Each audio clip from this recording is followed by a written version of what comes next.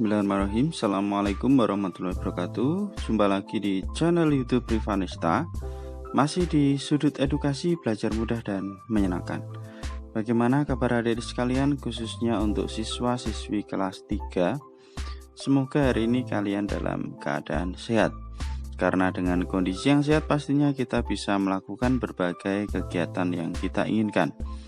Dan dengan kondisi yang sehat pula, kita bisa belajar bersama untuk membahas soal-soal dari buku penilaian Bu Pena untuk SD atau MI kelas 3. Masih di jilid 3D ya adik-adik sekalian, kita untuk membahas tema 7 perkembangan teknologi subtema 2. Dan kali ini akan kita bahas untuk pendamping pembelajaran 4 ya di tema 7 subtema 2. Oke, langsung saja kita menuju ke soal yang akan kita bahas kali ini, yaitu di halaman 40. Tapi sebelumnya jangan lupa untuk selalu berdoa agar diberikan kemudahan dan kelancaran di setiap kegiatan yang kita lakukan. Oke, langsung aja di halaman 40 ya Dedek. Ini pendamping pembelajaran 4 ya. Untuk muatan pelajaran bahasa Indonesia ini ada soal keterampilan kinerja praktek ya. Menyampaikan kembali pokok informasi dari teks.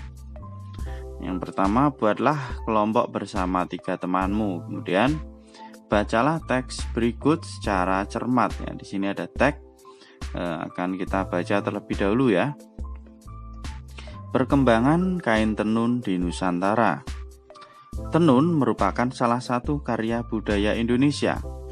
Tenun diproduksi di berbagai wilayah di seluruh Nusantara, di antaranya Jawa Barat, Ternate, Lombok, dan Flores.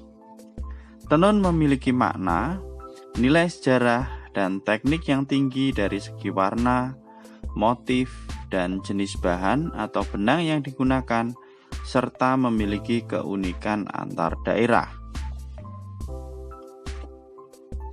Tenun dibuat dengan menggunakan alat tenun. Kain tenun tidak diproduksi menggunakan mesin. Hal inilah yang membuat kualitas tenun tetap terjaga dengan baik. Baik dari segi teknik produksi, desain, dan produk yang dihasilkan. Saat ini perkembangan industri tenun semakin pesat. Peningkatan industri tenun di berbagai daerah di Indonesia sangat penting sebagai cara melestarikan warisan budaya bangsa, sekaligus menjadi produk kebanggaan bangsa Indonesia. Pemerintah lokal terus berupaya agar kain tenun dapat menembus pasar internasional.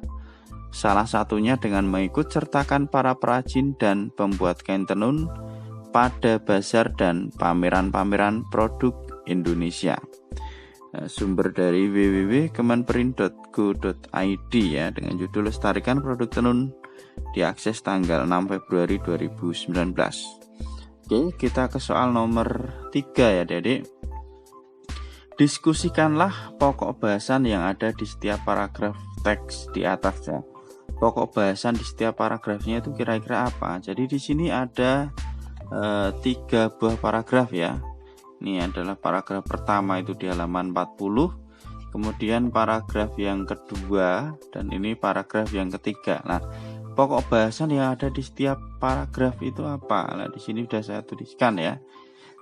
Karena nanti diminta untuk mempresentasikan hasilnya di soal nomor 5. Jadi nomor 3 dan 4 bisa kita kerjakan. Jadi pokok bahasanya untuk paragraf yang pertama di sini sudah saya tuliskan.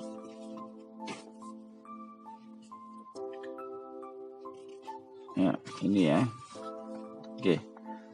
Jadi pokok bahasan setiap paragraf, di paragraf pertama ini ada: tenun merupakan salah satu karya budaya Indonesia yang memiliki makna dan keunikan antar daerah ya. Jadi setiap daerah itu memiliki makna dan keunikan tersendiri ya, ini ya. Itu pokok bahasan paragraf pertama. Kemudian pokok bahasan paragraf yang kedua: tenun dibuat dengan alat tenun sehingga kualitas tetap terjaga. Ini untuk yang paragraf kedua. Kemudian paragraf yang ketiga: perkembangan industri tenun semakin pesat. Nah ini ya, ini adalah pokok bahasan di paragraf yang ketiga. Jadi 1, 2, 3. Itu untuk pertanyaan nomor 3. Selanjutnya nomor 4. Carilah informasi lain ya mengenai jenis-jenis kain tenun di Nusantara. Kalian dapat mencari informasi dari majalah, koran, atau internet. Mintalah bantuan gurumu jika menggunakan internet. Oke ya, untuk yang nomor 4 ini mengenai jenis-jenis kain tenun di Nusantara. Di sini saya berikan beberapa contoh ya. Ini ada 6. Yang pertama ada tenun Pandai Sike, itu dari Minangkabau. Minangkabau itu berarti di daerah Sumatera Barat ya. Kemudian ada tenun Songket, ini berasal dari Palembang, ini juga dari Sumatera. Kemudian tenun Ulos, ini dari Batak ya, berarti dari Medan ya, Sumatera Utara. Kemudian tenun Troso, ini dari Jepara. Jepara itu berarti dari Jawa ya, khususnya Jawa Tengah. Kemudian ada tenun Gringsing, itu dari Bali. Dan satu lagi ada tenun Sasak, itu dari NTB atau Nusa Tenggara Barat. Itu adalah beberapa informasi tentang jenis tenun serta daerah asalnya ya Dedek. Oke, kemudian untuk soal nomor 5, tulislah hasil diskusi kalian di selembar kertas, presentasikan hasilnya di depan kelas ya. Jadi hasil diskusinya tadi bisa tuliskan seperti ini ya, untuk dipresentasikan bahwa pokok bahasannya tiap paragraf itu apa. Kemudian ini ada beberapa jenis tenun ya beserta daerah asalnya, ini untuk bisa dipresentasikan. Oke, mungkin untuk halaman 40 sudah kita bahas ya, untuk keterampilan kinerja praktek. Masih di pendamping pembelajaran 4. Selanjutnya kita ke Ayo Berlatih ya. Ayo Berlatih ini di halaman 42. Ini muatan pelajaran PPKN ya, muatan pelajaran PPKN. Kita diminta untuk menjelaskan keberagaman teman-teman di sekolah. Kemudian yang kedua, menuliskan keberagaman teman-teman di sekolah. Ya, ini ada 4 buah soal ya, Adik-adik. Oke. Langsung aja kita ke soal yang pertama. Tulislah 3 contoh kain tradisional yang ada di Indonesia beserta daerah asalnya. Lah, ini sebenarnya hampir sama ya, berarti kayak di kinerja praktek tadi soal nomor 4 ya, tapi di sini oke saya tuliskan ya karena diminta 3. Nah, ini saya tuliskan 3. Yang pertama ada kain ulos, itu dari Batak. Nah, Batak itu berarti Sumatera Utara ya, Medan Sumatera Utara. Kemudian ada kain gringsing. Kain gringsing itu dari Bali ya.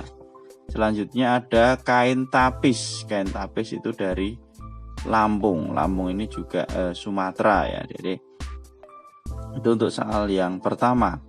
Kemudian soal yang kedua, tulislah contoh keberagaman budaya yang terdapat di sekolah. Nah, keberagaman budaya itu ada ini misalnya keberagaman suku bangsa ya, kemudian ada keberagaman bahasa sehari-hari ya, itu adalah keberagaman budaya yang ada di sekolah ya. Kemudian lanjut ke soal nomor 3, bagaimana cara melestarikan keberagaman budaya yang terdapat di sekolah. Cara melestarikannya dengan apa? Yang pertama dengan mempelajari budayanya, jadi budaya yang ada itu seperti apa. Kemudian yang kedua dengan menerima dan menghormati keberagaman budaya yang ada ya. Itu untuk soal nomor 3. Nah, mungkin kalau mau disalin bisa di pause terlebih dahulu ya Dedek, nomor 1 sampai 3. Kita lanjut ke soal nomor 4. Tulislah 3 contoh perbedaanmu dengan teman sebelahmu di kelas. Oke, contoh perbedaan ya dengan teman kita ya, misalnya ini ada perbedaan fisik ya, kemudian ada perbedaan sifat ya, perbedaan sifat, perbedaan ciri fisik, dan juga perbedaan hobi atau kegemaran. Misalnya sifatnya ada yang pemalu, ada yang pemberani. Ciri fisik mungkin ada yang kulitnya putih, ada yang sawo matang, atau mungkin ada yang rambutnya lurus ya. Kemudian hobi ya, ada yang suka bermain sepak bola, misalnya ada yang suka bermain badminton lah, itu adalah perbedaan setiap anak ya, atau perbedaan kita dengan teman kita ya. Oke, mungkin untuk pendamping pembelajaran 4 ya sudah kita bahas, baik ayo berlatih maupun soal keterampilan kinerja praktek. Dan untuk pendamping pembelajaran 5 nanti akan kita bahas di video berikutnya. Oke, terima kasih sudah meluangkan waktu untuk belajar bersama.